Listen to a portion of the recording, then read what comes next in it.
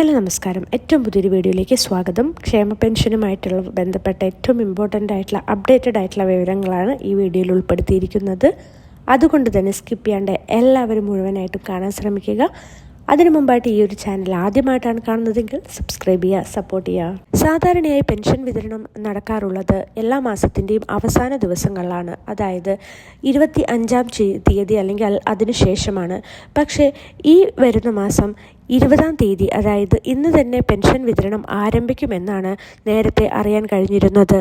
പക്ഷേ fund shortage കാരണം 20-ാം തീയതി, അതായത് ഇന്ന് മുതൽ പെൻഷൻ വിതരണം ആരംഭിക്കുകയില്ല.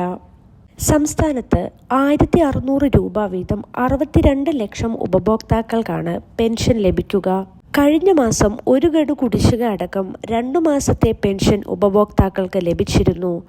ബാങ്ക് അക്കൗണ്ടുകളിലും സഹകരണ സംഘ ജീവനക്കാർ നേരിട്ട് വീടുകളിലും എത്തിച്ചാണ് പെൻഷൻ നൽകുന്നത്. പക്ഷേ ഈ മാസത്തെ പെൻഷൻ വിതരണം സഹകരണ സംഘം വഴിയാണ് ആദ്യം നടക്കാൻ പോകുന്നത്. അതിനുശേഷം മാത്രമേ അക്കൗണ്ടുകളിലേക്ക് തുക എത്തിച്ചേരുകയുള്ളൂ. എല്ലാ മാസവും പെൻഷൻ വിതരണ തീയതി മുതൽ 2 ആഴ്ചകളിലേക്കാണ് പെൻഷൻ വിതരണം നീണ്ടു നിൽക്കുന്നത്. ഇനി കുടിശ്ശികയിൽ ഒരു ഗഡു കൂടിയാണ് അവശേഷിക്കുന്നത്. അപ്പോൾ ഇതേപോലെയുള്ള ഇൻഫോർമേറ്റീവ് ആയിട്ടുള്ള വീഡിയോസിന് വേണ്ടിയിട്ട് ഈ ഒരു ചാനൽ സബ്സ്ക്രൈബ് ചെയ്യുക, സപ്പോർട്ട് ചെയ്യുക. എല്ലാവർക്കും ഒന്ന് ഷെയർ ചെയ്തും കൂടി കൊടുക്കുക കേട്ടോ.